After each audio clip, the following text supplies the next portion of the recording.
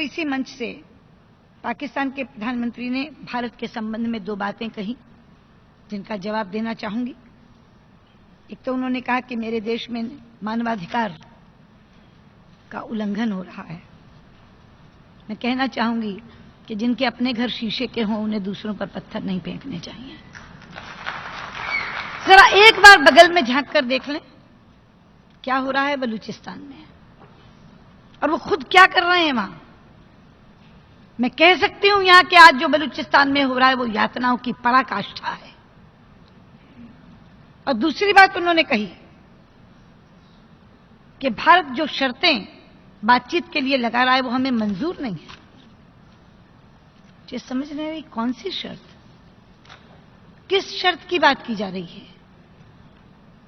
हमारे शपथ ग्रहण समारोह से पहले जब हमने पाकिस्तान के प्रधानमंत्री को समारोह में आने का न्योता दिया था, आमंत्रण दिया था, तो क्या कोई शर्त रखी थी?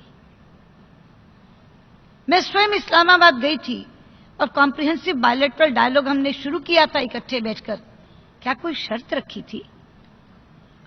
प्रधानमंत्री मोदी काबुल से दिल्ली आते हुए लाहौर उतर गए थे, कोई शर्त लगाकर गए थे क्या?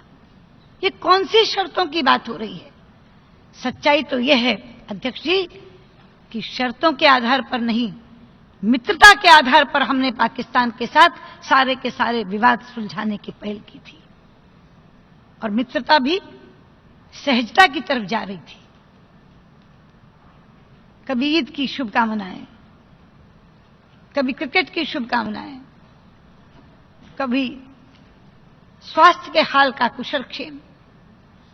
हमने 2 बरस में मित्रता का वो पैमाना खड़ा किया जो उससे पहले कभी नहीं था। लेकिन हमें मिला क्या बदले में? पठानकोट, उरी, बहादुर अली।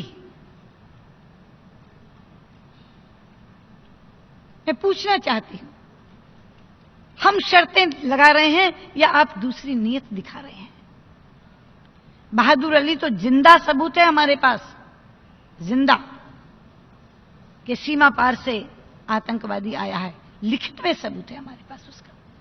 कि मैं एक चीज यहां बता दूं, अगर पाकिस्तान ये समझता है कि इस तरह की हरकतें करके या इस तरह के भड़काऊ बयान देकर वो भारत का कोई हिस्सा हमसे छीन सकता है, तो मैं पूरी दृढ़ता और स्पष्टता के साथ यहां ये कह देना चाहती हूं कि आपका ये मंसूबा कभी कामयाब नहीं होगा। कश्मीर भारत का अभिन्न हिस्सा है, जम्मू कश्मीर भारत का अभिन्न हिस्सा है और अभिन्न हिस्सा रहेगा। इसलिए ये ख्वाब देखना छोड़ दें।